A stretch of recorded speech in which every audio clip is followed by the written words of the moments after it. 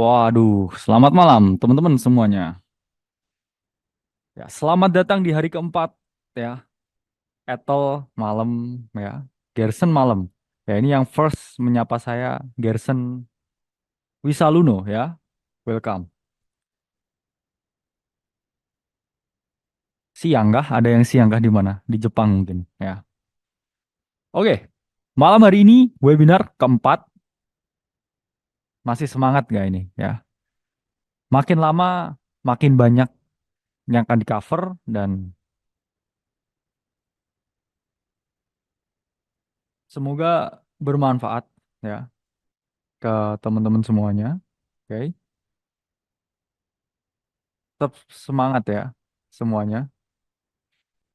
Jadi formatnya nanti setelah selesai ya rangkaian webinar ini kita akan membuat kelas satu ya dan satu live dengan format seperti ini ya secara 100% gratis untuk semua member. Jadi next kita udah nggak ada yang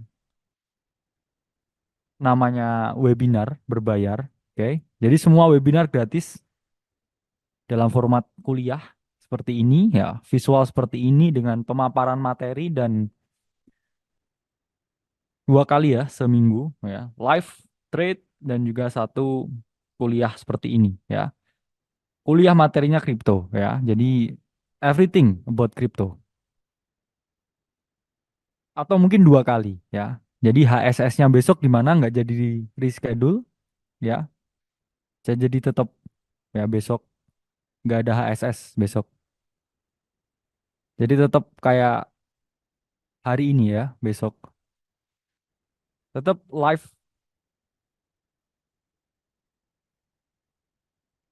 kuliah kripto ya seperti ini formatnya visualnya seperti ini materinya seperti ini every week ya dua kali dan saya lebih suka ya format pembelajaran yang ada saat ini di mana besok nggak diganti ya harinya jadi besok tetap webinar seperti sekarang ya supaya lebih cepat selesai supaya bisa lebih cepat kuliahnya ya dan dengan format sekarang yang kita tekankan ya ini adalah kualitas dari informasi yang kita sampaikan di mana less is more ya the more accurate information yaitu butuh waktu ya buat memproses. Jadi selama ini formatnya kita mengakomodasi ya member yang sangat banyak ya. Dan kita mencoba ya mengakomodasi satu-satu dan ternyata memang kurang efektif. Jadi sekarang formatnya one way dengan informasi yang lebih ya disaring lagi, lebih bagus lagi. Dari segi visual ya penyampaian dan semuanya ya. Jadi kita masih ya merubah ya formatnya yang menjadi yang terbaik. Ya, karena menjadi yang terbaik itu butuh waktu. Dan memang ya saya sendiri nggak sempurna ya. Mungkin ada kesalahan informasi. Pasti ada kesalahan informasi yang saya sampaikan. Begitu juga Bro Timothy ya. Mungkin ada yang suka gayanya atau enggak. Tapi in the end of the day pisahkan ya. Kalimat Sada pisahkan Timothy Ronald, pisahkan Akademi Kripto ya. Kalian bisa nggak suka sama saya atau nggak suka sama Bro Timothy ya. Tapi kalian harus tetap cinta ya sama Aceh. Kenapa? Karena sekesal-kesal apapun kalian sama pemimpinnya kalian tetap cinta ya sama benderanya. Ya. Harapannya seperti itu ya.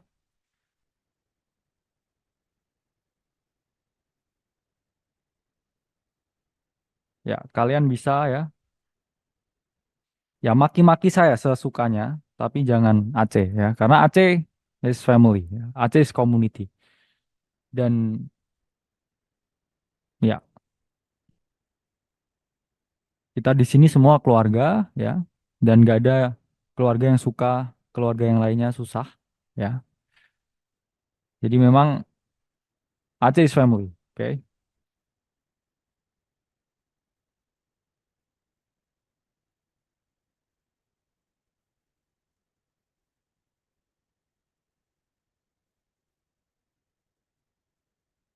Nanti tetap live ya, formatnya seperti ini, oke. Live-nya kita. Mantap ya, live-nya seperti ini, ya. Aceh is family, Aceh is live. Salam satu Aceh, ya. Ya karena memang ini lebih besar daripada seorang Kalimas Sada ya, lebih besar dari seorang Timothy Ronald karena Aceh itu adalah a big family, big community ya. Dan memang dampaknya sangat nyata ya Aceh dalam artian bukan hanya sekedar kripto dan percuanan. Kita bisa lihat banyak sekali movement yang dibuat teman-teman di daerah itu sangat positif ya. Mereka teman-teman ini kumpul-kumpul, belajar bareng ya. Itu bahkan kadang bukan cuman kripto loh ya, mereka tuh kumpul-kumpul bareng. Bener-bener kumpul-kumpul bareng, curhat ya, mungkin masalah hidup ya, masalah ini itu. Dan ketika saya realize memang Aceh ini lebih dari sekedar kripto ya. Mungkin ini akademi cinta ya. Karena only love ya. Tapi juga ingat ya, only love can hurt like this juga. Ya, jadi memang sambil nunggu orang ya, 2.600. Ya, ini kalian malam minggu loh ya. Webinar. Bayangkan jam 7 malam ya, di rumah, di depan laptop, webinar. Oke ya, tanpa berlama-lama, let's start the webinar. Oke guys, selamat malam semuanya. Kita masuk webinar hari keempat. Jujur ya, saya agak lupa kenapa, karena saya tadi mikirnya hari ini yang bagian teknikal ya. Ternyata hari ini fundamental. Saya udah semangat ya, karena materi yang teknikal itu memang banyak improvement dari semua sisi. Ternyata fundamental ya. Saya baru tahu 15 menit sebelum live. Terus akhirnya kita mau decide apakah dirubah ataukah tetap. Ya udah kita bilang tetap aja, tetap di fundamental. Karena kita selalu konsisten ya dengan apa yang kita katakan. Selalu berjanji, selalu nggak selalu menepati, tapi selalu berusaha untuk menepati ya. Berusaha selalu berusaha untuk menepati ya. Dan malam hari ini kita akan membahas deep understanding of fundamental research. Oke, ya. Tadi udah dijelasin ya. Sebelumnya udah dijelasin. Di modul banyak yang saya ungkapkan tentang fundamental ya, tentang caranya mencari diamonds in the rough, tentang bagaimana teman-teman mencari jodoh enggak ya. Mencari jarum ya, ditumpukan jerami. Ada jerami, ada jarum kecil ya. Mencari yang benar-benar berlian ya. Itu sulit. Bukan sulit ya, tapi tidak semudah itu. Dan di sini akan dibedah ya bagaimana cara melihat fundamental ala venture capital, bagaimana mereka berpikir dan lain sebagainya. Karena memang sebenarnya ya, to be honest, to be brutally honest, fundamental ini benar-benar sebenarnya nggak dipedulikan di kripto. Kenapa? Karena it's only all hype. Tapi ketika hype itu tidak didukung dengan fundamental yang cukup solid, dalam artian memang benar-benar cash grab ya, trash gitu ya projectnya, itu 2 bulan maksimal udah crash ya projectnya. Karena memang only hype. Tapi kalau kayak gini, kita juga harus menyadari ya teman-teman, bahwa mencari diamonds in the rough itu nggak semudah itu. Tapi kita akan berusaha sampaikan gimana cara mencari diamonds in the rough. Dan memang selalu ada perubahan materi yang kita sampaikan. Kenapa? Tadi katanya konsisten. Ya kita konsisten dengan standar mutu yang kita miliki, ya. Tapi kalau marketnya dinamis, satu-satunya cara kita bisa survive adalah mengikuti dinamikanya. Sama seperti ya kamu ya yang mencoba melawan arus. Apa yang terjadi? Hanyut ya.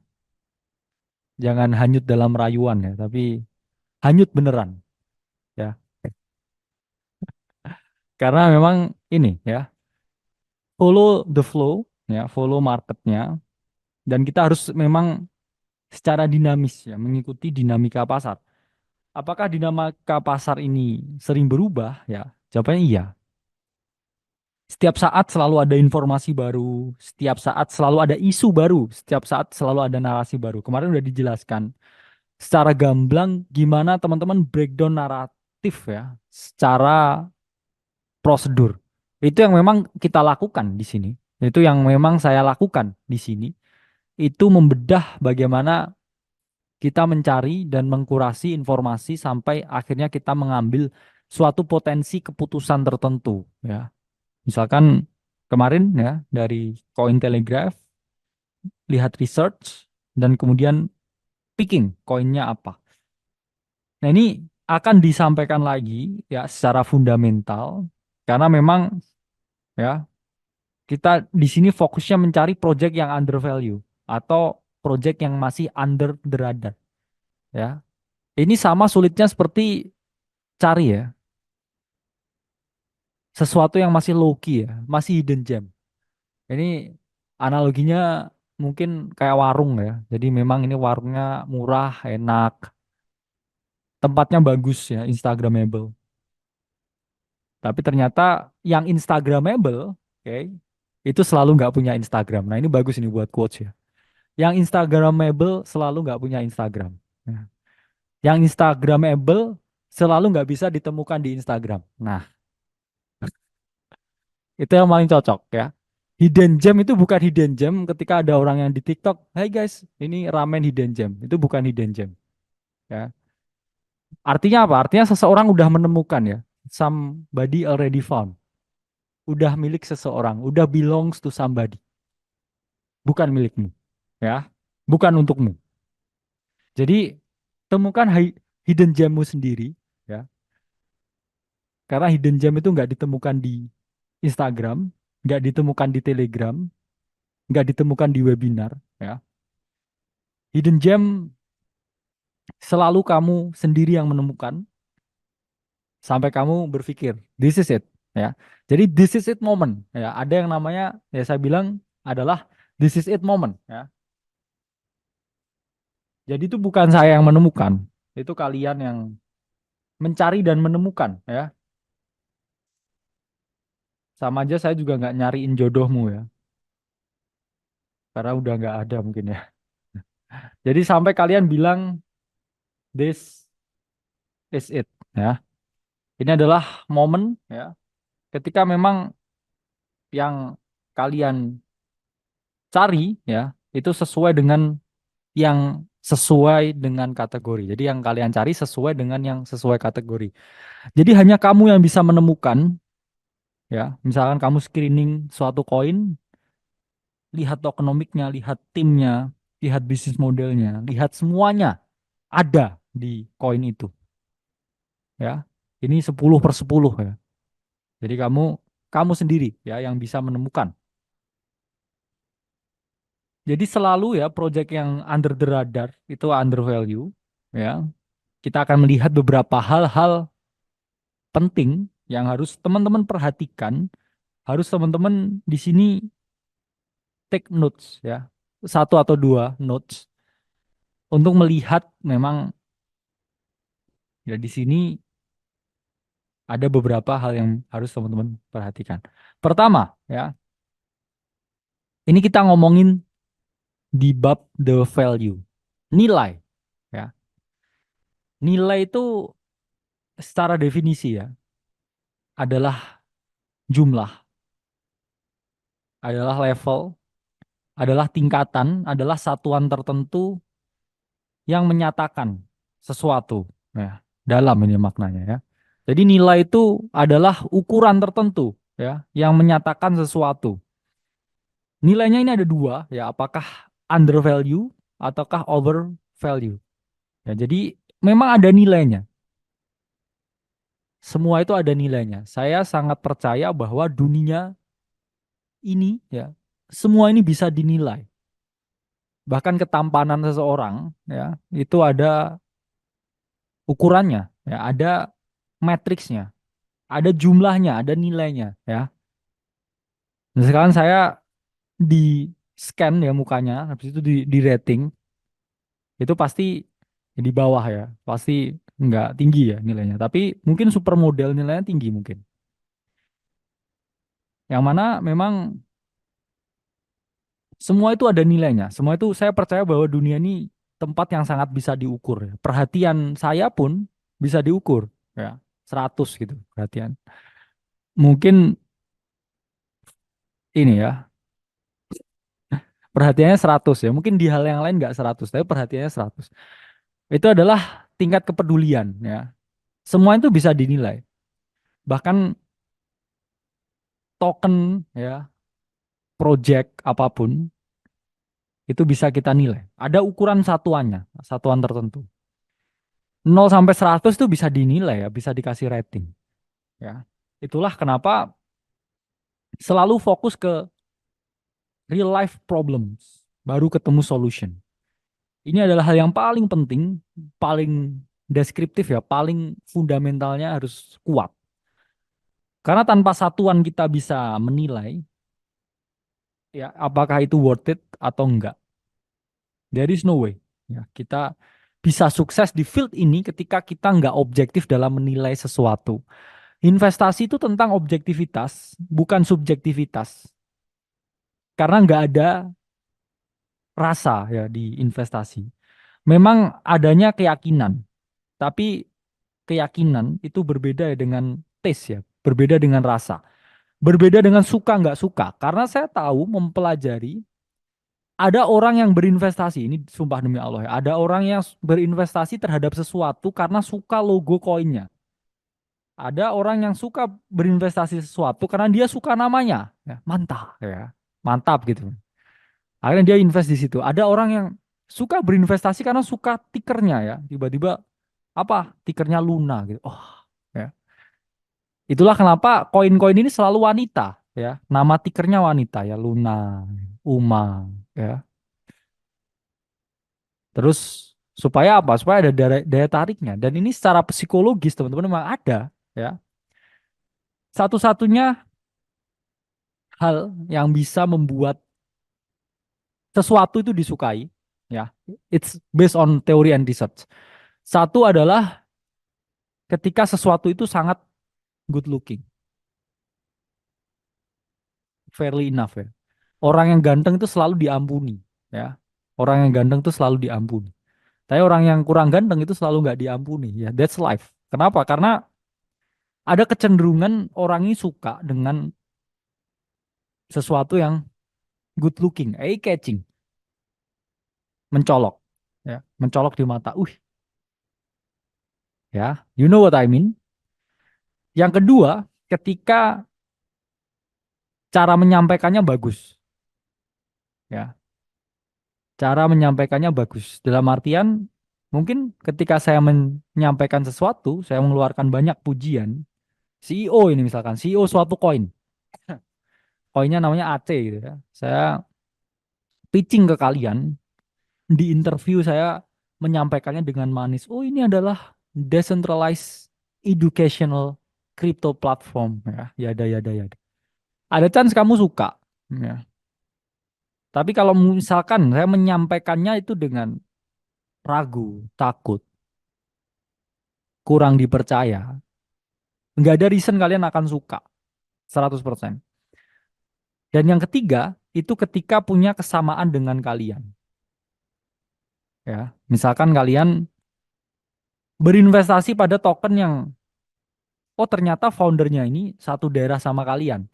Atau misalkan ya, kamu membeli suatu makanan tertentu ya, soto Betawi di Jakarta, ternyata yang jualan orang dari Surabaya misalkan, terus kamu asli Surabaya ya, otomatis saya berani jamin ya ada dua soto nih ya. Ini bukan about race or something ya. Misalkan ada satu penjual soto ya, ada dua penjual soto.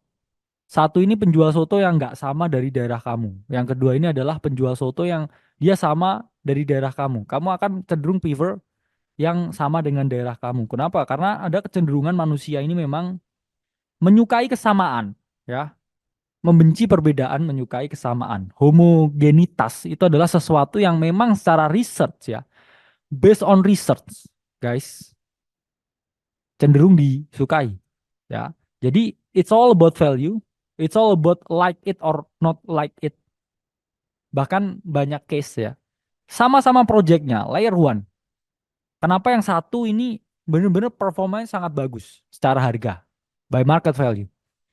Tapi yang B ini ya transaction per secondnya itu lebih tinggi ya, transaction speed ya per secondnya itu lebih tinggi. Terus kemudian kayak daily active usernya lebih banyak, revenue-nya lebih banyak. On-chain data is perfect ya. Tapi ada satu yang lebih melejit. Mungkin karena logonya itu lebih menarik. Percaya nggak ada sesuatu seperti itu? Ada. Ya. Karena it's all about branding. Even kamu membeli suatu token tertentu, it's all about branding. Nggak mungkin ya, saya gambar di Canva ya buat koin tertentu, terus kamu suka. Zero ya. Pasti harus yang paling maksimal karena branding ini juga sangat mempengaruhi suatu token tertentu. Progresnya ini sangat dipengaruhi oleh branding ya. Terus banyak yang bilang ya, AC branding. Ya memang ya, memang ada branding. It's business. Kamu suka kok nyatanya ya. Kamu tertarik kok nyatanya ya. Apakah saya suka branding? Enggak, saya suka jadi diri saya sendiri. Kalau suruh pilih pakai sandal, saya suka pakai sandal. Tapi it's about branding and presence. Ya, disinilah kita buka. Ketika saya ya pengen jadi kayak yang saya pengen, ya orang ngiranya dosen palsu. Bahkan sampai sekarang pun ngiranya juga dosen palsu. Itulah kenapa saya dress up, ya, lebih rapi, ya nggak pernah pakai kaos. Kenapa? Supaya presence-nya oke. Dari look-nya oke, ya. Baru kamu dengerin apa yang saya omongin. Kalau misalkan saya pakai kaos gitu ya, terus habis itu nyeleneh gitu, ya, ya, ya, kamu nggak akan mungkin bisa percaya dengan apa yang saya sampaikan. Jadi it's all about value, it's all about significant market value di kripto yang ada saat ini. Itulah kenapa ya era yang ada saat ini memang branding itu juga penting, tapi tanpa adanya value tidak akan pernah bisa apapun itu bertahan. Semua itu tentang value. Ketika value-nya itu match dengan yang di-brandingkan, itu akan menjadikan suatu komposisi yang memang tidak terkalahkan. Ya, contohnya ya kita ngomongin nilai. Ya ini nggak mungkin BlackRock ya ini melirik sektor RWA atau tokenisasi kalau emang RWA ini sesampah meme coin. Sorry ya. Nggak mungkin BlackRock ini nggak lihat nilai dari tokenisasi. Mereka ini kelola duit yang paling banyak di dunia ya. Lebih dari 10 triliun US dollar. Gak mungkin mereka ini menilai sesuatu ya berdasarkan looknya. Aduh, ya, Ondo, bagus nih gambarnya ya, kayak obat nyamuk gitu. Gak mungkin bos, ini BlackRock. BlackRock berpikirnya ya Ondo ini proyeknya kapasitasnya seperti apa, likuiditasnya seperti apa, potensi scale up-nya seperti apa. Dia pasti melihat itu. Ya, setelah itu dilihat ya di terawang, itu baru dia memutuskan oke kita akan berinvestasi di aset ini. Dilihat dulu ya dashboardnya, kinerjanya, ya, jalannya seperti apa. Baru setelah itu, ya teman-teman, setelah ketahuan nilainya, project itu baru dilirik oleh visi. Jadi ini kita juga banyak juga ya teman-teman visi ya, salah satunya Pak Niko juga ya. Jadi diamonds in the rough itu real ya.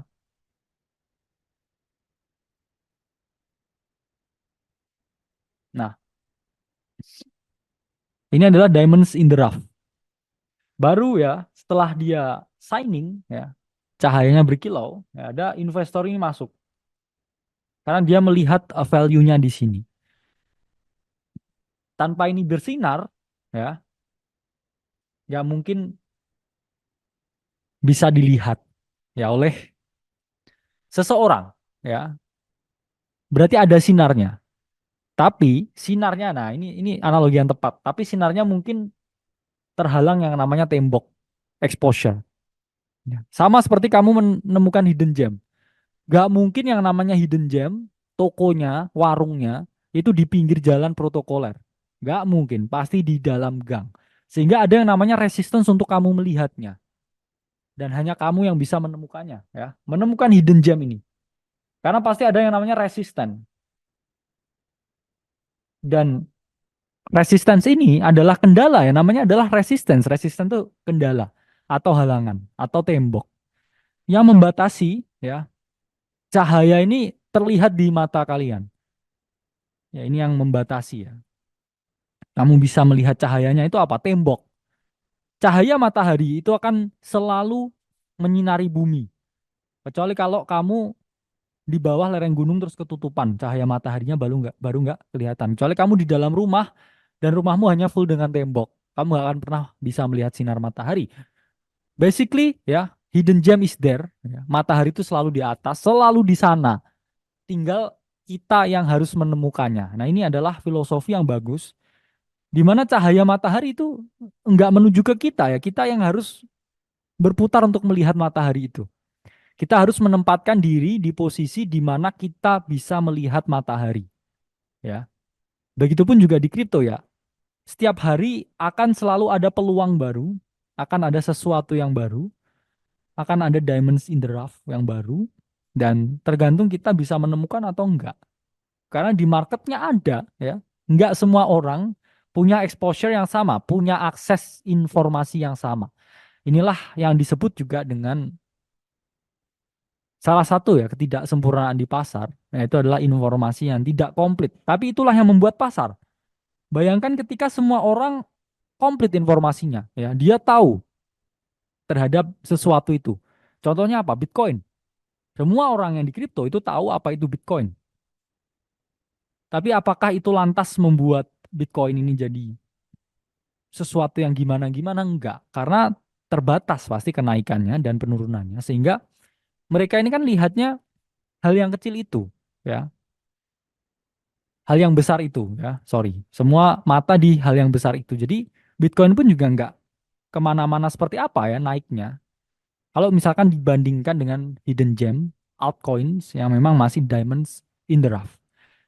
Jadi di sini BlackRock melihat tokenisasi sebagai masa depan, aset masa depan dari real world asset yang mana hanya bisa diselesaikan di jaringan blockchain.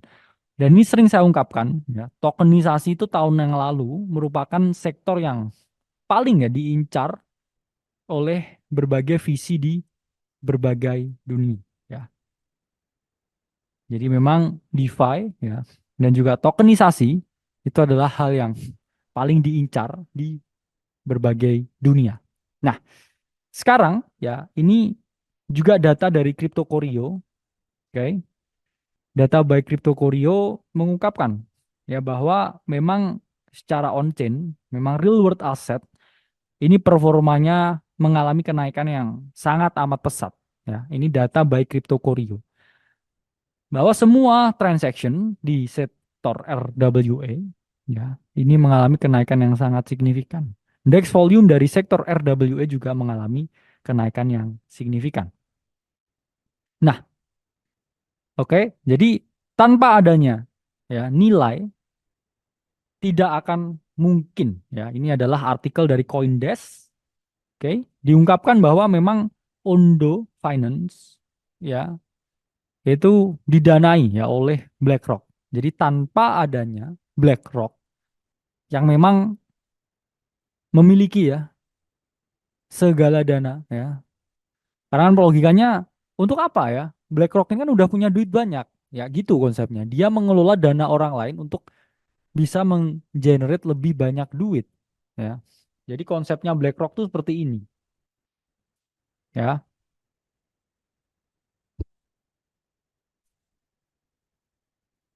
Nah, ini adalah konsepnya dari BlackRock. Oh, ini oke. Nah, ini adalah kolam ya. Terus orang-orang ini mengisi air di sini. Itulah kenapa disebut sebagai likuiditas ya, atau cash. Semua orang ya, di berbagai dunia ini mengumpulkan dananya ke dalam BlackRock ya. Ini adalah world atau dunia. Nah, BlackRock ini selalu ingin ya menggandakan duitnya lagi lebih banyak lagi. Jadi yang ternak uang ini BlackRock ya. BlackRock yang menggandakan uang kalian. Jadi apa yang dilakukan BlackRock? Ya, BlackRock di sini melakukan sesuatu yang mana adalah transforming value ya. Jadi uang yang ada ini sama dia dialokasikan ya ke berbagai sektor yang ada, yang mana itu nanti bisa generate duit lebih banyak lagi. Jadi dia ini broker ya. Istilahnya kalau kita lihat broker pialang ya pialang ya. The rest of the world is funding BlackRock ya, melalui dana pensiun ya dan lain sebagainya, dana investasi dan lain sebagainya ya. Sama BlackRock tuh diinvestasikan ke sektor lain ya, di sektor-sektor lain ini. Nah, ini Ondo ini salah satunya di sini. Harapannya apa ya? Harapannya dia bisa generate more and more money. Sehingga nggak mungkin ya orang yang dititipin duit ya bernama BlackRock ini nggak mungkin nggak lihat value dari Ondo ya. Jadi Ondo bukan Omdo ya. Ondo ya pasti dilihat value-nya oleh BlackRock.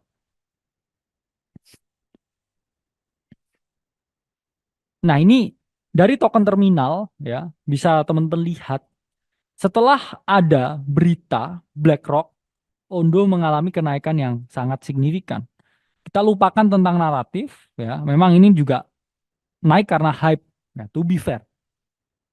Naik karena hype. Jadi memang ya apa yang dilakukan oleh BlackRock itu trigger market ya, membuat semua bidding on Ondo. Dan bahkan kita call Ondo itu juga sebelum newsnya BlackRock ya yang 95 juta US dollar itu. Jadi ini menunjukkan ya teman-teman Ondo is worth and will be something.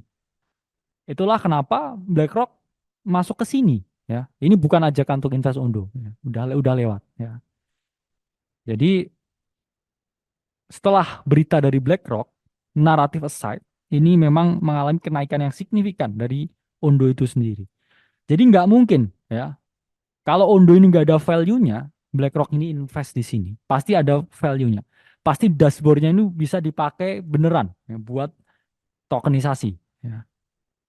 Jadi selanjutnya kita akan membahas ya, ini berita dari Crypto News, di mana bagaimana ya decentralized physical infrastructure network ini akan eat the world. Ya. Ini kata-katanya bahkan akan menelan dunia, akan memakan dunia. Jadi tanpa adanya nilai, nggak mungkin ya Depin ini menjadi sektor yang berharga. Ya. Jadi tanpa adanya nilai, tidak mungkin orang-orang ini berbondong-bondong membeli Ekes Network. Berbondong-bondong ya, memborong render. Berbondong-bondong ya, memborong live peer. Karena memang ada fungsinya ya. Ada fungsinya dari naratif Depin itu. Ada fungsinya dari berbagai koin Depin itu. Jadi nggak bisa ya serta merta ya. Ini data by Mesari. Kalau project ini itu nggak mean something, dia tidak akan pernah bisa berkembang. Di mana di sini teman-teman bisa lihat ya perbedaan harganya ya. Kalau hot storage ya dari Storj itu $4 per terabyte, Amazon ini bisa sampai $23 per terabyte. Yang mana ya juga bisa teman-teman lihat ya, cold storage Filecoin dolar per terabyte-nya 0,19 sementara Amazon Glacier itu sampai 3,6. Data by Mesari. Jadi Mesari source datanya ya, ini CloudMos, LivePeer Explorer ya, AWS, Google Cloud, SIA, Storj, Gensin dan lain sebagainya. Jadi sangat tinggi ya selisih ya antara sektor yang tersentral dengan terdesentral. Saya bilang kemarin logikanya seperti ini ya. Ini adalah centralized. Sementara interconnected network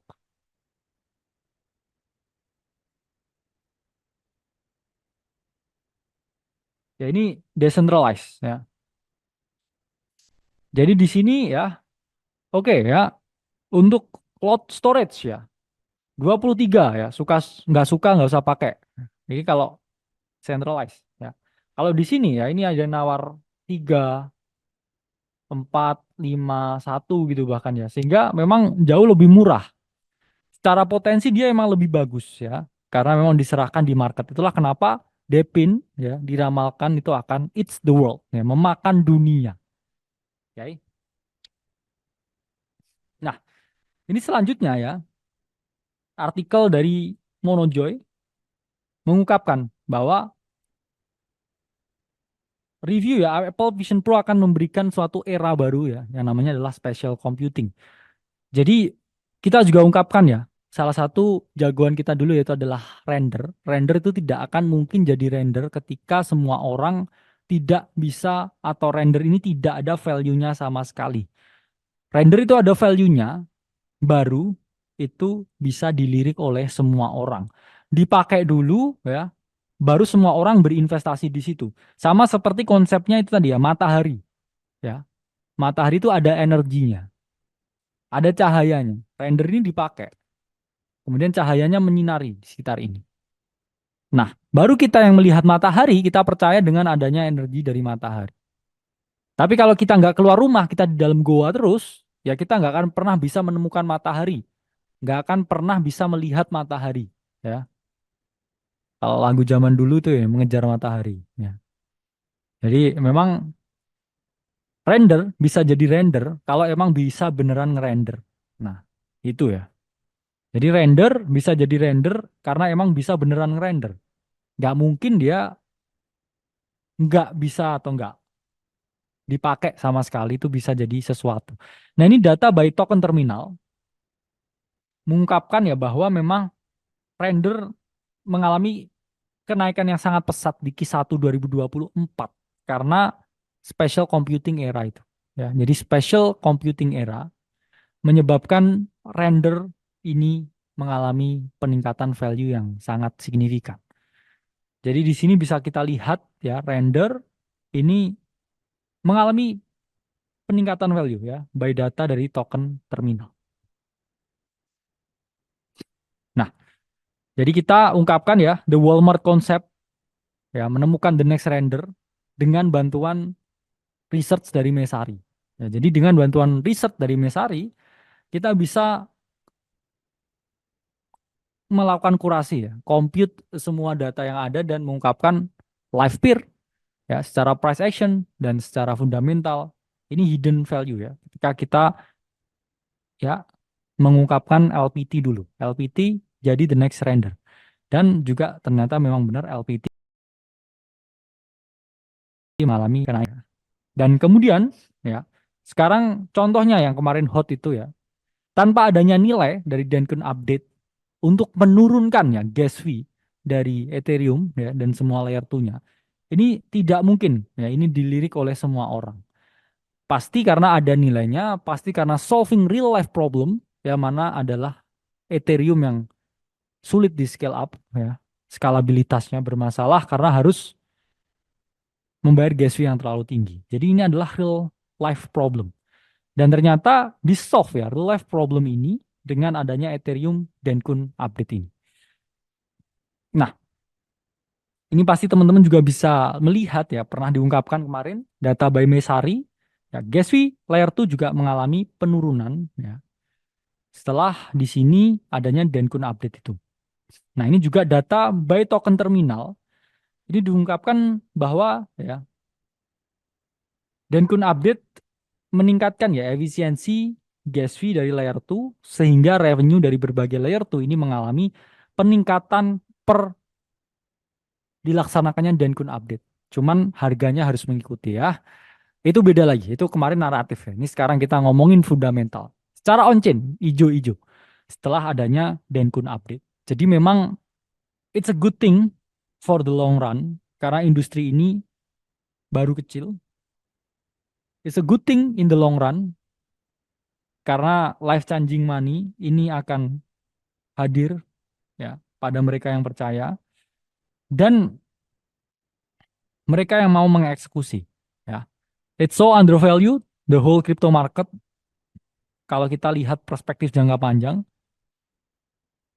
jadi volatilitas itu adalah suatu harga yang harus disyukuri. Ya. Bersyukurlah karena ada volatilitas, harga masih bisa turun. Itu tandanya apa? Tandanya industri ini masih ada.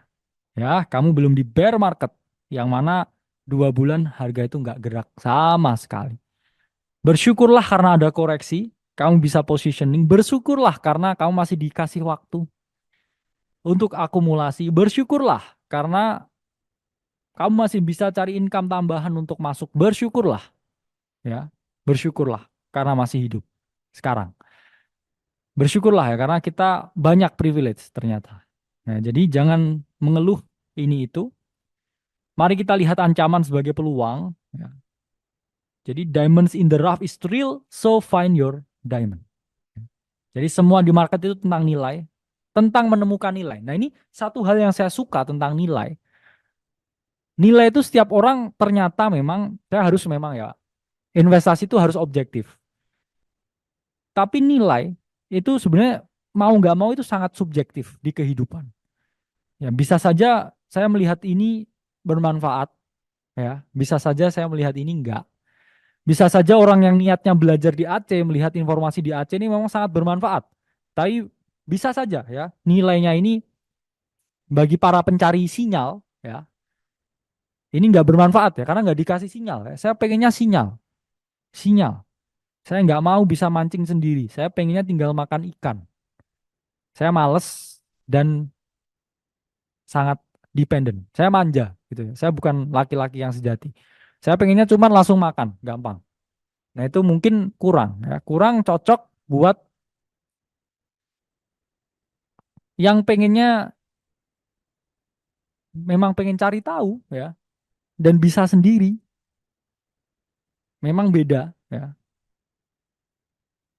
para pembangun ya dan penerus ini. Itulah mengapa ya cobalah memancing sendiri, cobalah cari ikan sendiri ya. Itu yang paling penting. Kemudian kita membahas hal penting lain untuk menemukan diamonds in the rough, hidden gem, kafe tersembunyi. Kita akan membahas mengenai the money model atau model duit atau model tentang uang. Apa maksudnya the money model? Ini adalah istilah untuk mengetahui bagaimana suatu proyek ini menghasilkan uang. Nah, ini yang menarik ya. Karena memang seperti ini konsepnya.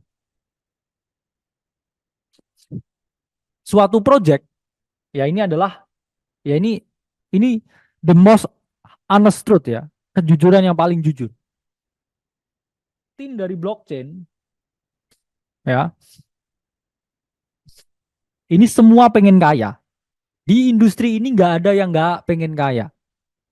Semua pengen kaya. Kalian pengen kaya ya, saya juga mungkin ya pengen kaya.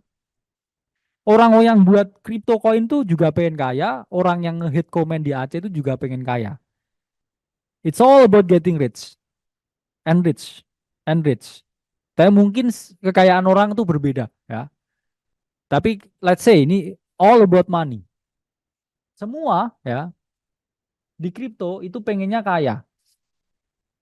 Saya kasih tahu. Kamu pikir ya, nggak sebut nama, tapi founder-founder layer one yang terkenal, yang seperti itu dan dananya, apakah kamu pikir dia tidak kesini untuk kaya? Saya kasih tahu ya, Ethereum Foundation itu sell Ethereum itu ratusan juta USD setiap tahun.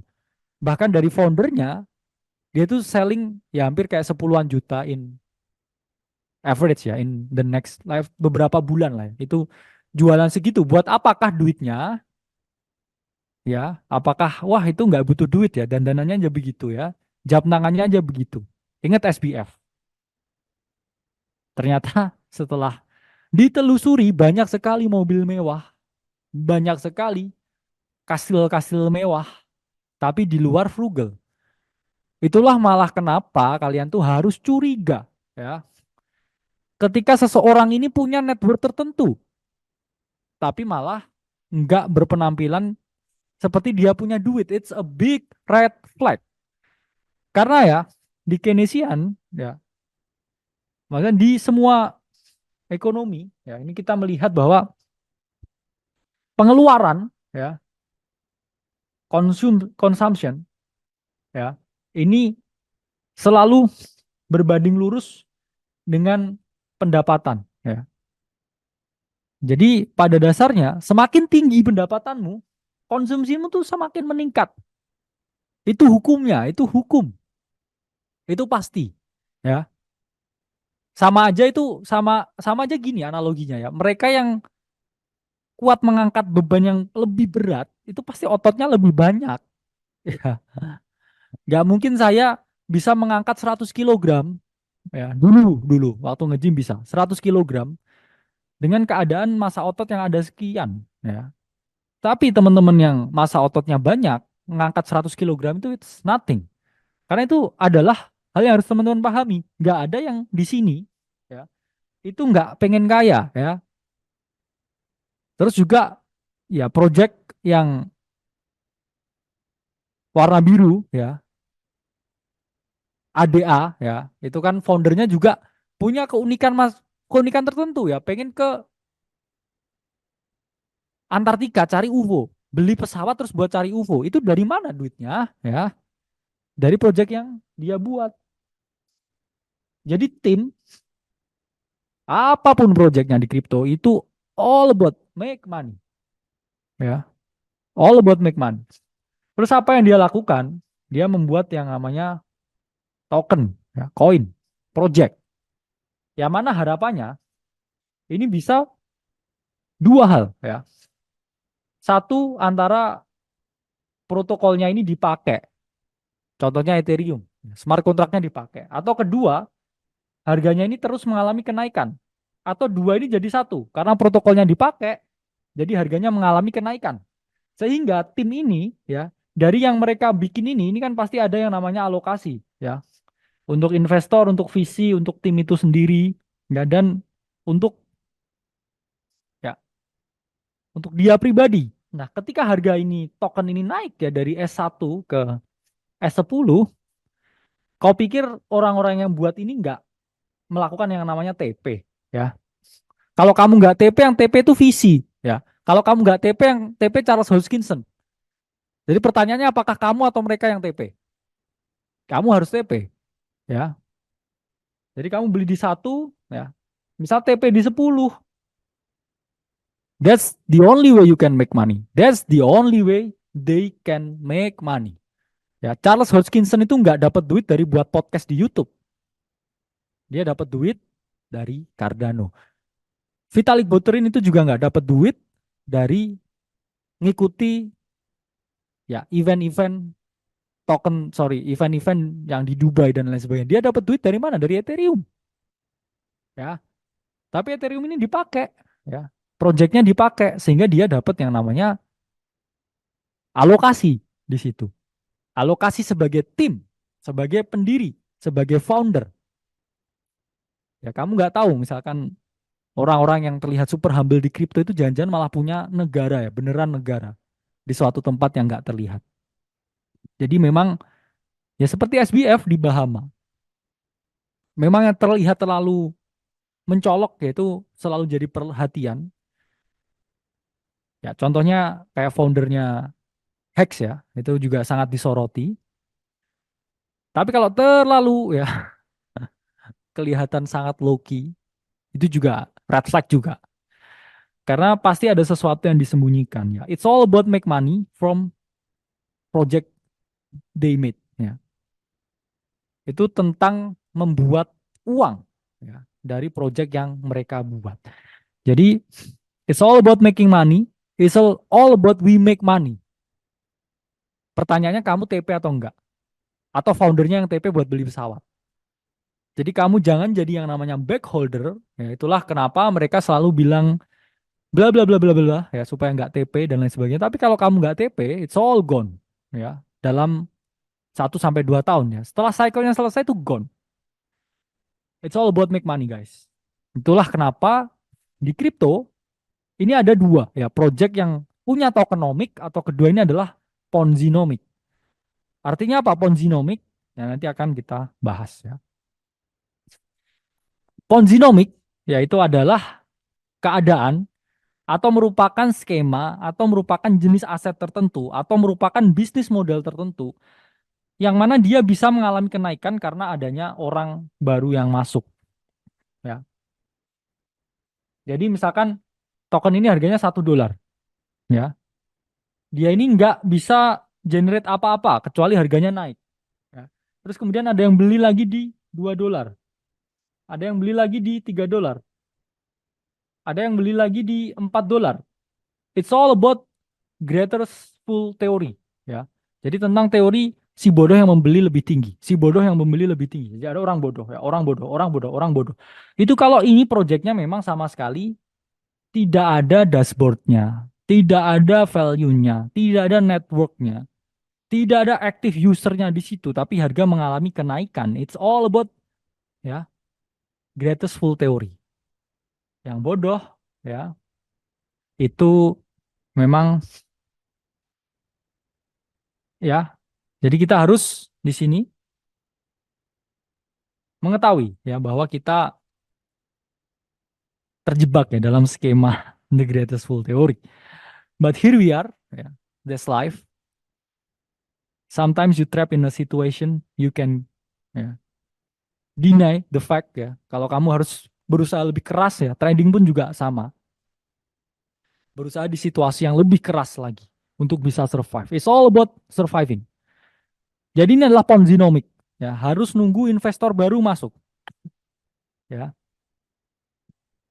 Jadi Ponzinomic ini kaitannya erat dengan meme coin karena meme coin is player versus player.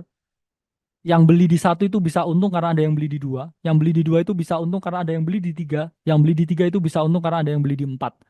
It's all about that Ponzinomic untuk semua meme coin yang ada. Jadi meme coin itu selalu jadi pertanda top signal. Karena dunia ini it's all about real life value. Kalau nggak ada value, ya bisnis pun sama. Kalau kita nggak berdedikasi memberikan informasi yang terbaik, nggak ada orang yang subscribe AC lagi. Beli kelas ya istilahnya. Nggak ada. Tapi kalau apa yang kita sampaikan ya is the best available in the market, orang akan mencari informasi tersebut. Ya, jadi kalau misalkan nggak mungkin ya kita ini nggak ada informasinya, nggak share apa-apa insightful webinar seperti ini, tapi ada orang yang subscribe terus itu nggak mungkin. Jadi memang bisnis modelnya apapun di dunia ini, oke, itu selalu mengandalkan ya sesuatu yang namanya value atau nilai. Jadi meme coin yaitu all about the greatest full theory akan ada selalu orang bodoh yang membeli lebih tinggi. Ya, smart money beli di sini. Stupid money itu beli di atas. Pucuk dekat dengan ya koreksi. Nah, kita juga lihat ya memang meme tokens ya ini sad to say memang memberikan impact yang negatif ya ke market. Ya. Q1 2024 kan kita juga ungkapkan ya dari garis meme coin itu dari naratif kalender kita ungkapkan all year round itu meme coin ya ini data dari Kaiko. Jadi Kaiko ya ini mengungkapkan bahwa Q1 2024 dari volume meme coin with SIP, PP, Doge dan juga Bong, Doge, dan Doge. Ini mengalami kenaikan ya source dari Kaiko Liquidity Asset Metrics di mana yaitu euforianya meme coin Q1 2024 kemarin. Maka dari itu ya, pilih project yang ada tokenomiknya. Jangan membeli meme coin kalau itu untuk investasi. Nah, ini keluar dari mulut saya. Jangan investasi di meme coins.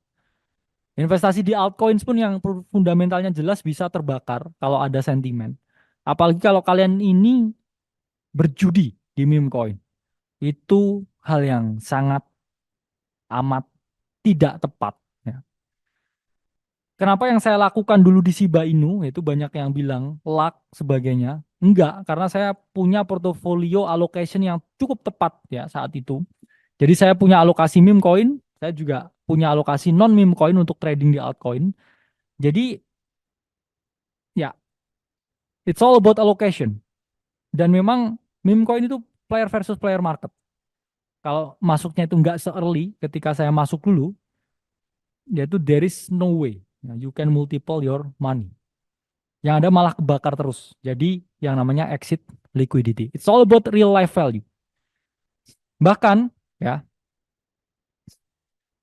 secara bisnis model ya, ini kita bisa melihat bisnis canvas ya dari setiap model altcoin yang ada. Jadi ada bisnis model canvas ya untuk setiap altcoin yang ada. Oke. Okay? Nah, ini data dari token terminal ya. Ini bisa dikasih teks ini ya. Oke. Okay.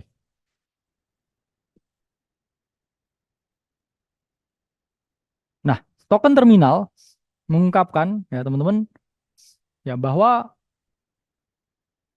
setiap altcoin itu memiliki bisnis model yang berbeda-beda. Dan ini adalah bisnis model dari BNB. A layer one. Jadi apa yang dilakukan BNB? Pertama ada yang namanya user. Kemudian user ini melakukan yang namanya transaksi. Dan ketika user ini melakukan transaksi, ya, user ini membayar yang namanya fee atau biaya. Dan kemudian biaya ini, ya ini adalah menghubungkan ya user dan juga validator. Dari biaya 100 ini tadi, ya 90 ini diberikan ke validatornya. Ya. Jadi ini data dari token terminal, okay, menunjukkan kalau ada ya bisnis model dari setiap altcoin yang ada. Altcoin itu adalah perusahaan teknologi. Oke. Okay.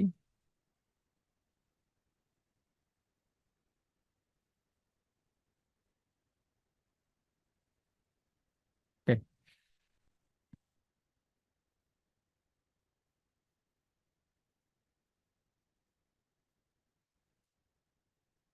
Nah, selanjutnya ini adalah Arbitrum, yaitu adalah proyek layer 2.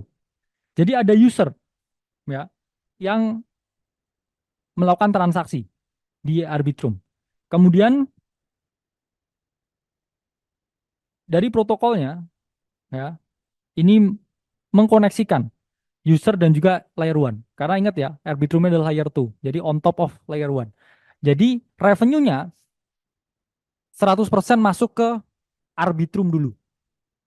Ya, baru setelah itu sama Arbitrum 80-nya dibayarkan ke validator layer 1-nya. Jadi ditalangin dulu ya, masuk ke Arbitrum dulu 100%, baru sama Arbitrum dibayarkan 80-nya atau 80%-nya ini ke jaringan layer 1 yang ada di bawahnya Arbitrum.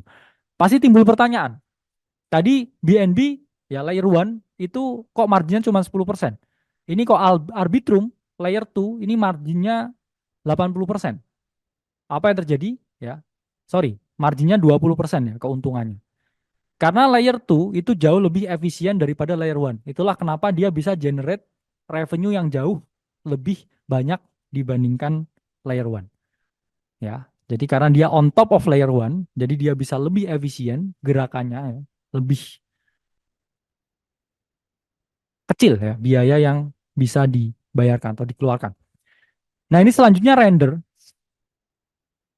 ya. Jadi by token terminal ditunjukkan memang render itu adalah marketplace ya. Dari mereka yang request GPU dengan mereka yang provide GPU. Jadi mereka adalah tempat bertemunya permintaan GPU dengan penawaran GPU. Jadi ini adalah marketplace GPU. Lalu pertanyaannya ya, Render ini nggak generate uang sama sekali, zero revenue, nol. Ya di sini zero.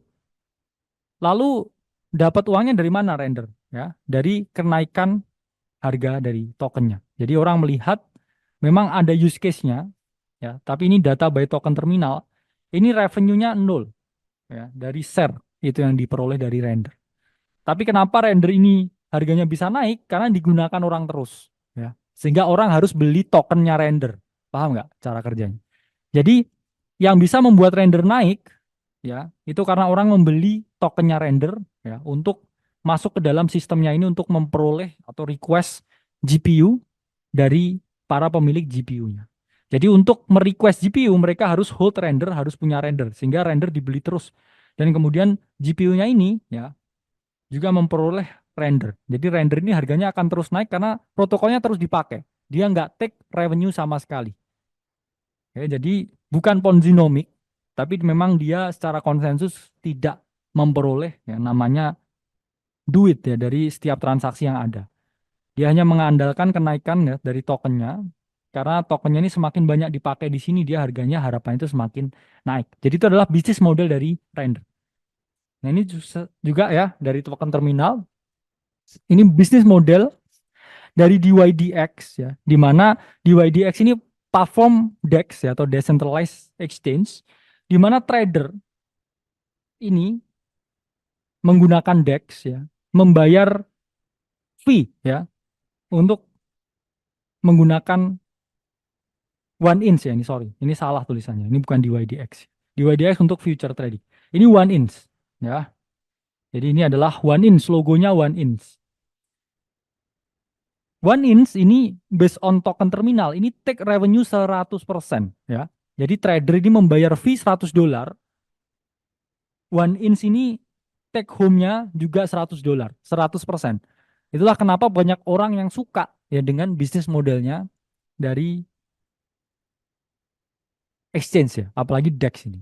Nggak terregulasi ya, dan juga nggak di ini juga ya, apa dalamnya juga nggak diaudit. Itulah kenapa SEC nuntut ya, karena duitnya sangat banyak guys ya di DEX ini, apalagi yang decentralized.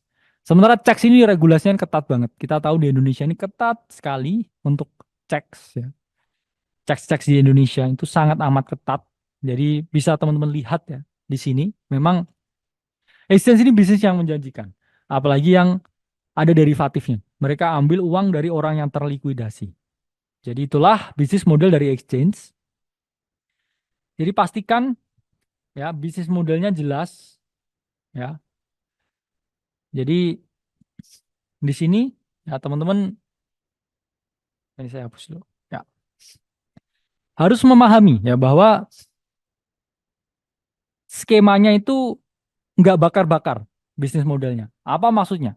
Jadi pasti untuk membuat ya istilahnya ini saya balikan lagi ya, analogi ke dalam cahaya ini tadi ya.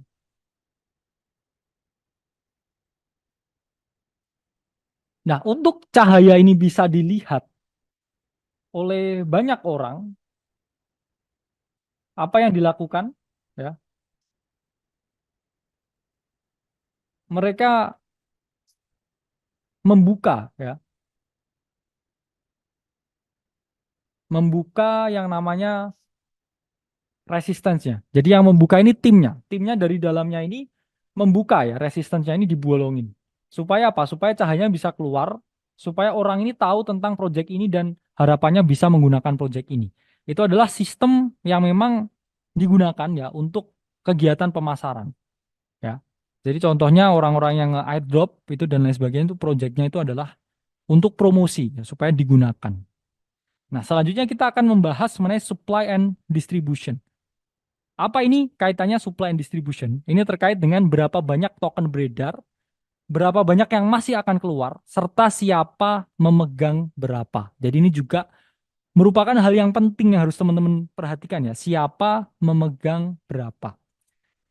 Jadi pertama kita harus lihat dulu ya fungsi token, ya karena beda fungsi token itu juga beda tujuan ya. Karena pada dasarnya di kripto itu ada fungsi sebagai currency atau fungsi sebagai aset. Ya, itu yang harus dibedakan. Ya. Jadi di sini kita akan membahas ya mengenai rasio token berbeda. Ya, di mana tadi kita jelaskan ya token A dan juga token B. Token A ya ini circulating supply-nya rasionya udah hampir keluar semua 100%. Ya maksimal 10 juta, circulating yang ada ini 9,9. Sementara token B, ya ini 1,2 miliar, tapi baru 147 yang keluar. Ini apa artinya? Artinya token B ada kemungkinan orang akan unlock terus sehingga harganya ini akan semakin berkurang. Sementara token A, ya ini standstill, ya karena nggak ada potensi harga ini bisa dump ketika token ini dikeluarkan. Nah, jadi kita juga bisa menggunakan ya token unlock ya. Yang tadi saya jelaskan dikit ya, perbedaan dari currency ya dan juga aset. Kadang kalau dia memang currency ya, itu ada kecenderungan ada utilitas ya untuk diperdagangkan. Itulah kenapa jumlah tokennya ini jauh lebih banyak. Tapi kalau dia sebagai aset ya, contohnya Bitcoin ya, itu kenapa dia jumlah tokennya itu lebih sedikit ya. Karena itu dia harapannya bisa di hold ya value-nya seperti emas karena pada dasarnya banyak orang yang bilang kan Bitcoin itu tidak untuk transaksi. Itulah kenapa banyak layer network ya di atas Bitcoin yang mana fungsinya ya itu adalah untuk ya untuk harganya ini tetap stabil. Jadi gold. Kamu apakah pernah ke warung membeli roti membayar dengan emas? Enggak ya. Jadi memang enggak seperti itu fungsinya. Tadi memang ada yang terdelete ya, slide-nya ya. Oke, lanjut kita bahas. Nah, untuk melihat token unlock, teman-teman bisa menggunakan tokenunlocks.com, di mana di sini banyak ya. Misalkan di sini one inch, akan di unlock sekian tanggalnya. Secara detail ya. Teman-teman juga bisa misalkan ada Manta di YDX, mau di unlock kapan dan berapa banyak. Di sini dikasih tahu teman-teman. Dan juga recently added coin, itu juga dikasih tahu.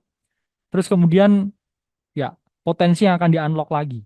Jadi ini memang sangat berfungsi satu ketika teman-teman ini menentukan timing entry yang tepat ya. Jadi misalkan oh mau ada di unlock nih ya. Misalkan one inch mau di unlock 2 ya jam lagi. Berarti saya beli ntar lah kalau udah selesai unlock karena ada kecenderungan setelah unlock beberapa hari itu orang akan jual di pasar. Sehingga kita masuknya setelah dia selesai di unlock baru masuk.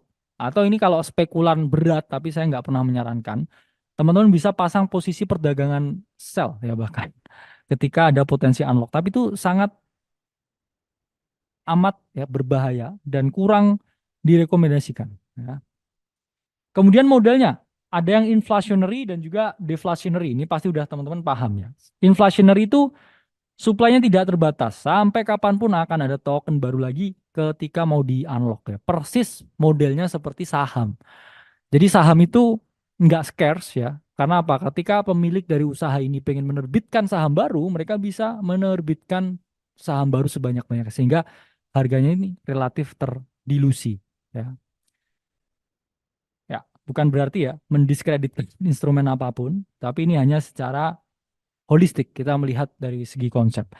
Nah, BNB ini modelnya deflationary. Kenapa? Karena BNB ini selalu memberikan yang namanya BNB burn.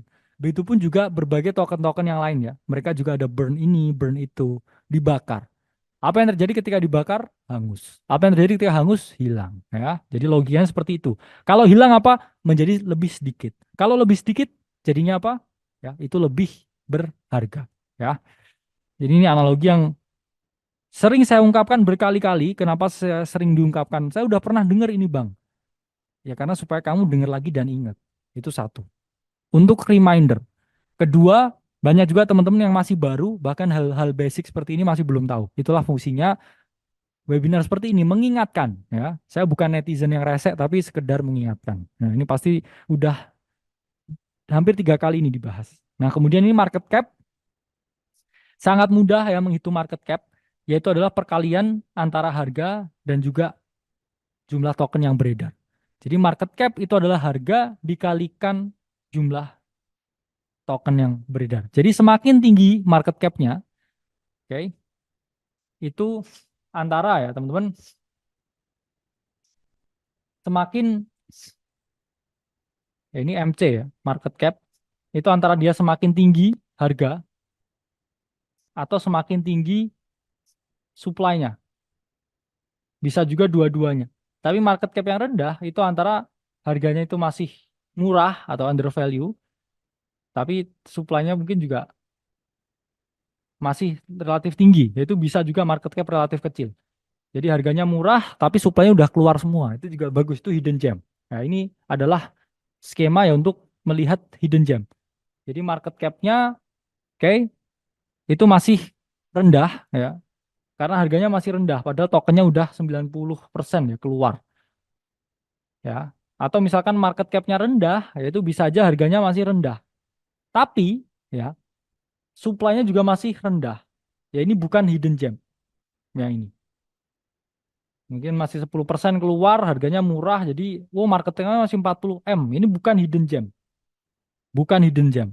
Hidden gem market cap-nya itu sangat kecil, ya, tapi udah 90% atau 60-70% tokennya udah keluar. Ya.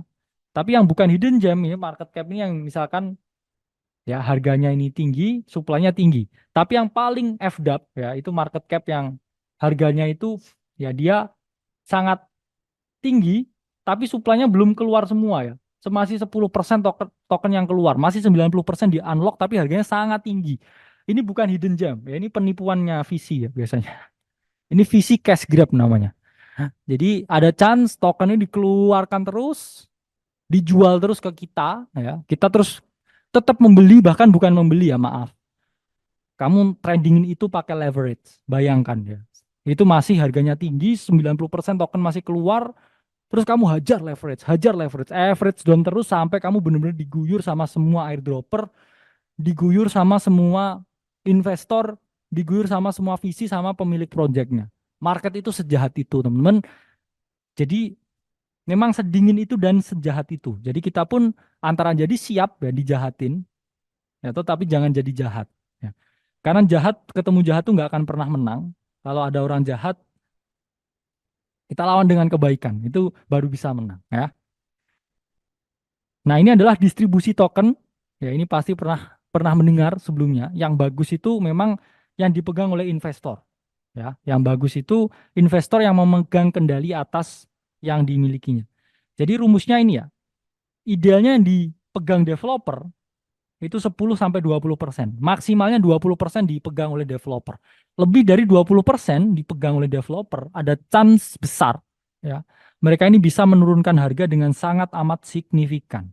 Jadi teman-teman harus pahami ya di sini kalau memang semakin ya banyak ya developer ini memegang barang, ini ada chance mereka bisa beli private jet yang baru. Oke. Nah, dan visi ya, private sales divisi ini maksimal alokasinya 30%. Selebihnya ya itu sangat bahaya. Dan untuk para community members, mereka yang membeli tokennya, ini at least setidaknya, idealnya, seyogianya itu 50%.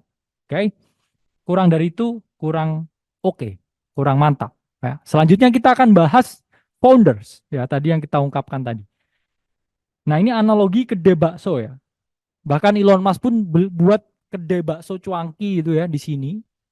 Itu saya akan tetap membeli sahamnya. Kenapa? Karena yang buka Elon Musk ya. Saya bahkan akan franchise-in 5. Karena saya lihat orangnya. Nah, dan founder ini adalah mereka yang memiliki direct contribution. Apa maksudnya? Ya mereka yang ngerjain projectnya. Sama kayak di Akademi Kripto. Ya foundernya Timothy Ronald dan Kali Masada. Dua-duanya ini 100% ya. Ini mengerjakan apa yang dikerjakan di sini. Jadi kalau kalian percaya foundernya, kalian akan join community-nya. Di kripto pun juga sama. Misalkan kalian percaya Vitalik Buterin, ya kalian akan beli Ethereum. Misalkan kalian percaya dulu sama Andre Kronje, kalian akan beli FTM. Kalian percaya sama Ryoshi, ya kalian akan beli Shiba Inu. Jadi it's all about invest in people, not invest in project. Invest in people. Ya, jadi katanya karena apa? Karena direct contribution dari para founder itu yang menentukan keberhasilannya suatu community. atau suatu project ya.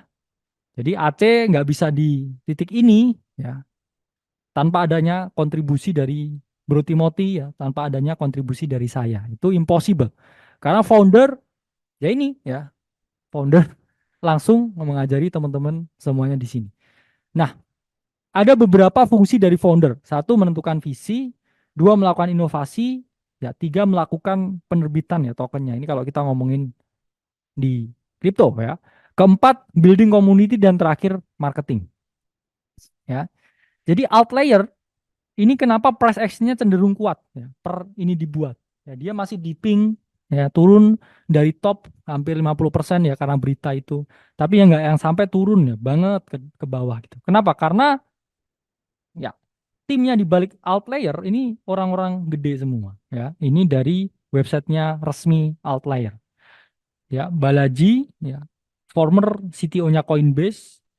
Terus habis itu pembuat USDC ya, habis itu Gavin Wood yang membuat Polkadot dan juga Ethereum dan juga Ryan Selkis ya, foundernya Mesari. Jadi big player semua di sini ya. Bahkan kalau di sini dilihat Polychain, Binance Labs, berbagai player-player besar ya. Jadi kamu jangan ini ya, ini bukan ajakan untuk investasi, ya, tapi harus teman-teman pahami bahwa invest in people, ya, ini solid people. Ini contohnya, bukan ajakan untuk membeli Altair. Nah, selanjutnya ini the big players. Apa artinya? Para pemain besar, ya. Jadi keberhasilan project itu bukan hanya murni karena faktor internal. Faktor eksternal, siapa di balik project tersebut atau investor besar yang berpartisipasi pada project tersebut itu juga akan memberikan pengaruh yang sangat signifikan. Ya, oke. Ya. Nah, data tadi ya dari chain analysis ya itu menunjukkan bahwa memang visi di kripto ini jauh lebih mengalami keuntungan ya daripada visi di non kripto. Kenapa ya? Karena pergerakan harganya ini juga memiliki possible naik yang sangat amat tinggi. Dan ternyata teman-teman investor atau para visi, kalau tadi kan founder ya, founder itu punya direct effect ya ke dalam project. Tapi kalau investor ini punya direct effect dan juga indirect effect. Apa maksudnya direct effect dan juga indirect effect? Jadi secara langsung mereka itu juga terlibat di dalam projectnya ya sebagai advisor dan lain sebagainya. Dan secara nggak langsung di luar dia juga promo projectnya. Nah, jadi direct support ya ini contohnya ya. Pasti ya visi ini memberikan pendanaan ke project. Untuk projectnya ini chain-nya bisa berkembang, ya, jaringannya bisa digunakan. Mereka melakukan pendanaan, ya, visi ini kasih duit. Itu kan berarti support yang langsung. Kemudian dia juga memberikan ya bantuan operasional, misalkan terkait dengan pengelolaan SDM-nya. Oh ini yang jago ini, jago ini, jago ini, visi itu ngatur loh. Jadi ada investor itu investor tuh ngatur dan mengarahkan ya. Ketiga, dia juga ngasih ya bantuan strategis ya terkait dengan positioningnya di perusahaan. Nah, indirect support ya, goodwill yang didapatkan oleh publik ya, misalkan oh ini diinvest Polychain sama Binance. Apa yang terjadi? Ada poin plus, ada nilai positif, ada value lebih sehingga orang, oh aku juga harus berinvestasi di sini. Kenapa? Binance sama Coinbase ini invest di sini. Masa saya enggak? Itu adalah goodwill atau kepercayaan publik ya yang diperoleh secara tidak langsung dari kita yang di back oleh visi besar. Nah, kemudian visi ini pasti juga punya anak-anak perusahaan lainnya yang mereka danai sehingga bisa melakukan yang namanya partnership dan juga kolaborasi. Dan yang ketiga ya, membuka kesempatan networking dengan shareholder yang lain. Karena mereka pasti ya punya teman-teman di luar sana ya, ketika membutuhkan sesuatu, proyek ini juga akan disupport ya. Jadi secara jumlah dan angka berapa besar kontribusi dari berbagai sektor visi ya. Ini ya ada data yang menunjukkan ya bahwa era kripto ya ini Mesari itu menunjukkan bahwa funding yang sangat amat besar ya. Terutama visi. Ya, jadi visi ini nggak buruk juga. Visi ini memberikan banyak sekali input ya, kepada suatu project pada sektor-sektor tertentu. Nah, ini data dari blockchain Council di mana ya visi di dunia ya ini adalah visi-visi besar ya. Three Arrow, DCG, Coinbase Venture, Polychain, Binance Lab, Draper VC, ya, Pantera, dan lain sebagainya. Jadi ya ini data yang sama juga ya dari Blockchain Council, ya, bahwa negara dengan visi terbesar di dunia itu tetap di Amerika, ya. Ini data by Blockchain Council. Yang mana Amerika ini ya merupakan negara dengan venture capital firm yang paling tinggi. Yang paling tinggi San Francisco dengan 27 billion. Dan ini ya visi dari San Francisco itu bisa dilihat ya Coinbase yang paling tinggi. Jadi Coinbase ini lokasinya di San Francisco, jumlah investasi 355, 1,5 billion ya. Ini data by Blockchain Council. Nah, apabila berbagai venture capital memiliki kapasitas yang baik ya, dan coach on coach ya selalu untung, ya, pertanyaannya kenapa kita nggak ngikutin yang mereka yang selalu untung? Ya sebenarnya pertanyaan yang mendasar kan. Logikanya gini, kalau misalkan Warren Buffett itu adalah investor paling hebat, ya tirulah Warren Buffett. Apa yang diinvestasikan oleh Warren Buffett? Ya, kita di AC masih sangat jauh ya dengan level-level orang itu. Jadi follow yang smart money yang benar-benar lebih smart lagi. Ya, kita hanya yang mengarahkan. Itulah kenapa ada platform ya, seperti chain broker seperti ini yang bisa teman-teman gunakan ya, sumber dari chain broker. Di sini ini adalah platform untuk investasi yang dilakukan oleh para smart money. Jadi di sini ada dashboard ya, ada market overview di mana teman-teman di sini bisa mencari ya apa yang teman-teman mau cari. Oke, project tertentukah yang mau cari diinvest oleh siapa atau misalkan teman-teman di sini ya mau tahu apa di invest siapa. Jadi di bagian search ya teman-teman di sini teman-teman bisa type in ya misalkan Manta, siapa aja yang berinvestasi di Manta. Atau misalkan di sini Pantera Capital, apa aja yang diinvestasikan oleh Pantera Capital. Ini bisa teman-teman cari di tombol search ya atau pencarian di sini ya. Nah, misalkan dalam hal ini ya chain broker ini kita bisa melihat ya apa saja yang dilakukan oleh venture capital nomor satu. Misalkan ya di sini kita mau cek Coinbase. Ya. Ini apa aja yang diinvestasikan oleh Coinbase. Ya ini bisa kita lihat ya di dashboardnya. Daftar project ini semua project yang diinvestasikan oleh Coinbase ya. Bahkan ini tahun ditemukan ya. Terus kemudian di sini tipenya ya investor. Nah ini bisa teman-teman lihat ya list projectnya dan top return on investment projectnya. Artinya apa? Project apa aja sih yang diinvest Coinbase dengan return on investment paling tinggi? Ternyata malah Matic Polygon. Dari Coinbase Invest Polygon ini naik 376 kali lipat ya. Kemudian juga ada FTX ya, naik 78 kali lipat ya, ada SEI, ada Near Protocol dan lain sebagainya ya. Bisa ROI-nya dilihat. Kemudian juga bisa lihat ya recently invested ya. Coinbase ini baru aja ngapain sih? Baru aja apa aja yang diinvest oleh Coinbase. Coinbase, Pantera dan juga Binance Lab ya. Itulah top 3 yang menurut saya paling reliable ya. Yang bisa teman-teman lihat portofolionya apa yang dia investasikan. Nah, di sini ya ini data juga dari chain broker di mana kita juga bisa melihat keseluruhan asetnya ya yang diinvestasikan oleh Coinbase. Oh, ternyata Coinbase ini juga invest di Ondo, ya, invest di Starknet, invest di AIVO, ya. Jadi yang tanya, Bang, AIVO gimana, Bang? Tanyanya bukan ke saya, tanyanya ke Coinbase aja, Bang, ya. Karena yang invest Coinbase. Jadi saya nggak invest AIVO, terus saya berharap kamu naikin posisi saya, enggak. Kamu naikin posisinya Coinbase dan berharap Coinbase juga naikin posisi kamu. Itu market, ya. Jangan berharap ke saya, berharap ke Coinbase yang akan naikin ya posisinya. Karena Coinbase invest di situ guys, ya nggak mungkin Coinbase, aduh kita rugi, ya pom-pom lagi, aduh kita rugi, bikin media pers lagi, aduh kita rugi, ya udahlah injek dana sendiri lagi, boom, pampedak, ya itulah kenapa follow smart money, ya jangan kegocek smart money. Jadi smart money itu kayak Messi ya, gampang menggocek. Ya. Oke, jadi kita juga bisa melihat ya top gainer dari investasinya Coinbase apa aja ya. Rocket Pool, Matic, GRT, Airware, FTX, dan Ondo. Ondo ini masuk top gainernya Coinbase ya. Jadi Coinbase juga ya. Di sini bahkan teman-teman bisa lihat ya. Harganya ketika private price, Ondo itu 0,02 ya. Ketika ke publik 0,055 ya. Jadi bisa dilihat ya, kira-kira Coinbase ini dapat di harga berapa dan sempat di berapa. Ya, ini bisa teman-teman lihat di sini. Ya, karena private sales-nya yang project-project gede, Ondo itu gede, ya, Polygon juga gede. FTX dulu, FTT itu juga gede. Itu pasti nggak akan ke publik yang gimana-gimana, ya, nggak butuh duit kita juga. Ya, mereka langsung menghubunginya berbagai VC atau venture capital gede, ya.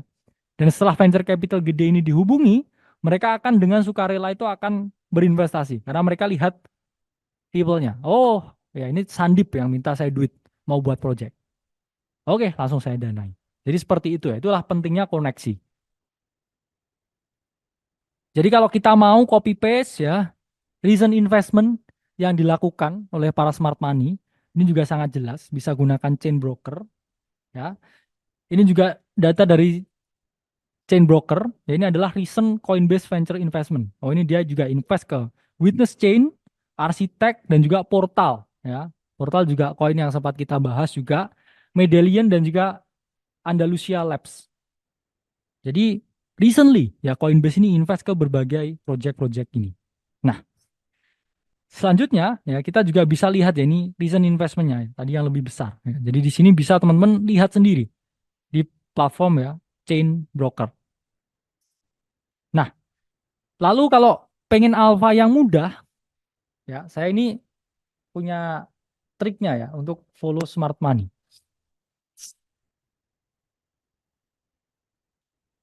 Ini gimana caranya ya? Ini teman-teman bisa berinvestasi pada sesuatu yang diinvest oleh tiga visi besar. Ya. Tiga visi besar, ya cari ya top 3-nya. Tapi biasanya yang paling dominan itu Pantera, Coinbase, ya Binance Labs. Kira-kira mereka bertiga, ya A, B, C, ini secara bersama-sama. Ini invest ke apa? Karena kalau mereka ini para pemain besar, invest ke sesuatu, ini istilahnya apa? Digendong. Ya. Kalau kamu digendong, kamu prefer digendong siapa? Yang kurus kah? Atau yang gede-gede badannya? Ya, saya kalau mau digendong, ya saya digendong yang gede-gede badannya. Aman. Kalau digendong yang kurus, jatuh. Ya. Apalagi kalau 3 orang keker ya. Keker ya, bodybuilder ya, ngangkat orang.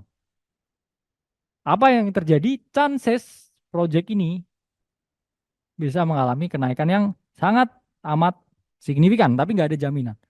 Ya, tetap nggak ada jaminan. Do your own research ya. Kira-kira top visi ini apa aja sih ya yang diinvest, yang menjanjikan ini? Ini balik lagi ya, saya nggak berinvestasi sama sekali. Saya juga nggak kenal ya dengan proyeknya. Ini tujuan edukasi, bukan investasi. Pertama ini MAV, Maverick Protocol. Siapa aja yang berinvestasi di Maverick? Ya, kita lihat dulu ya. Maverick ini data juga dari Chain Broker. Ini adalah project DeFi, rilis kapan? 2023. Ya. Skornya 5, 6 per 10. Ya. Dia adalah infrastructure for DAO developer, ya, liquidity provider. Ya, intinya adalah project DeFi. Dan di sini bisa teman-teman lihat ya, keadaan keuangan dari Maverick Protocol. Ini bisa teman-teman lihat dari chain broker.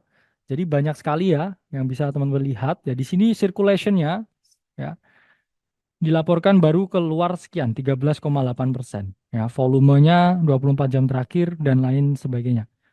Market cap ya. Kemudian harga ya, private 0,1 ya ketika dia all time high 0,8 ya. Berarti naik berapa teman-teman? Hampir 8x. Nah, ini key metric ya dari Maverick yang bisa teman-teman temukan di chain broker. Nah, Maverick ini diinvestasikan secara bersamaan oleh Pantera, Coinbase, dan Binance Lab. Big three yang saya bilang ya. Coinbase, Binance Lab, dan juga Pantera. Ini adalah big player. Dan ya, dia lead juga ya di sini Pantera. Artinya apa? Ada yang dominasinya itu berbeda, tergantung dengan jumlah investasi yang mereka lakukan. Semakin mereka dominan, itu berarti semakin besar mereka pegang barangnya. Tapi semakin dia nggak dominan, itu semakin kecil yang mereka pegang. Nah, ini adalah contohnya MAV. Kedua adalah Arkham Intelligent. Ya, saya nggak berinvestasi pada ARKM. Ya, ini teman-teman bisa do your own research tentang Arkham. Ini adalah Intel to Earn Economy Incentive. Ya, jadi orang pakai Arkham untuk tracking ya, berbagai on-chain activity. Ini nilainya cukup oke ya, 6,89 per 10 ya. Di mana broker score bisa kita lihat di sini. Ini lumayan jackpot ya. Visi-visi yang berinvestasi ke Arkham karena public price 0,05 ya, harganya ketika all time high ini 3,9 ya guys. Ini naiknya wah ratusan kali ya. Jadi seger ya visi ya, yang dapat kayak gini seger. Pasti mereka dengar ini apa idenya? Ini adalah Intel to Earn Economy. Ya, kita tracking walletnya Justin Sun langsung. Terus nanti yang kasih datanya untuk nge-track dia kita kasih koin ARKM. Wah ini visi, aduh keren ini ya. Startup and take my money ya. Seperti itu ya logikanya ya. Value ingat yang saya ungkapkan di awal. Nah, Arkham ya ini diinvestasikan oleh Binance Labs, Coinbase Venture dan juga Digital Currency Group. Lagi-lagi ya Coinbase dan juga Binance. Barangnya nggak pernah mengecewakan. Coinbase, Binance. Kenapa? Karena mereka pun juga cek terbesar di dunia. Coinbase besar, Binance besar. Apa yang kamu expect dari para pemain besar ini? Duitnya banyak bos, ya. Nggak mau rugi ya. Kalau rugi paling mereka juga udah diem, ya nggak invest apapun. Oke. Okay? Selanjutnya kita akan bahas ya mengenai the crowd atau kerumunan atau community ya. Di mana di sini kita ngomongkan adalah retail investor atau investor retail. Jadi meski kesannya nggak penting ya, tapi the crowd ini memiliki fungsi yang jauh lebih banyak dan juga jauh lebih besar daripada yang kita bayangkan. Jadi sama ya, supporter, the crowd, the community ini bisa memberikan direct support dan juga indirect support. Support langsung, support nggak langsung. Karena itulah mereka para pendukung. Direct support, apa yang dilakukan? Ya, dalam beberapa project yang konsensusnya ini proof of stake atau juga proof of work, ini komunitas memiliki peran penting ya dalam memastikan network ini tetap berjalan. Kalau nggak ada community-nya di Ethereum, ya, semua orang ini nggak jadi validatornya Ethereum ya, dan lain sebagainya, networknya nggak akan jalan. Itu adalah direct support yang bisa diberikan oleh para community ini. Kedua, ya, dalam beberapa DAO, community juga berperan penting dalam voting. Ya. Misalkan, oke, kita mau ganti konsensus, ya, ayo kita voting. Nah, itu baru bisa ya di situ. Ketika, oh saya nggak setuju, oh saya setuju. Itu kan direct, karena mereka pemilu ya guys di dalam sistem protokolnya ya. Ketiga ya, menjaga likuiditas ketika listing ya. Maksudnya apa ya? Kalau mereka nggak beli tokennya ya, ketika listing siapa yang akan menjaga harganya? Terus kemudian community dapat memberikan semangat ya serta dukungan ya ke komunitas lain dan mereka juga mulut ke mulut ya istilahnya sealing. Beli AIVO habis itu nge-tweet ya. AIVO akan ke sekian ya. Habis beli Maverick, Maverick akan ke sekian nge-tweet. Terus kalau enggak yang di Discord biasanya iPhone-nya bentar lagi terbang kakak. Nah, itu ya indirect support dari community. Nah, pasti timbul pertanyaan ya, cara mengetahui apakah community member ini loyal atau enggak. Pertama, ya kita bisa lihat dari aktivitas dari komunitas. Komunitasnya ini aktif nggak sih? Atau pasif? Atau semua bot? Kedua, lihat sentimen di sosial media. Ketiga, partisipasi di DAO ya. Keempat, perkembangan user dilihat dan terakhir loyalitas ketika downtrend. Ini saya screenshot pribadi ya dari Supra Oracle. Ya, ini saya lihat ya, apakah komunitasnya ini chattingan terus enggak? Oh, ternyata saya chattingan terus. Setiap berapa sering? 1 menit. Oh, berarti aktif. Oh, ini chattingan enggak komunitasnya? Enggak. Kapan terakhir chatting? 1 minggu yang lalu. Nah, ini dead community-nya. Artinya apa? Ya, setiap komunitas ini enggak aktif. Nah, selanjutnya ya untuk bisa melihat ya kira-kira seperti apa kinerjanya. Ini pakai Santimen. Ya, ini data by Santimen. Saya screenshot dari Santimen. Di mana Santimen ya, ini kita bisa melihat ya kira-kira gimana sih ya aktivitas di sosial media atau crowd. Teman-teman juga bisa menggunakan Lunar Crush dan lain sebagainya. Nah, ini data dari tomtunggu.com ya di mana DAO itu juga bisa menjadikan tolak ukur suatu project ya. Apakah DAO-nya ini aktif atau enggak? Semakin banyak orang yang vote di DAO-nya, ini menunjukkan komunitasnya ini semakin baik, semakin solid, semakin kompak.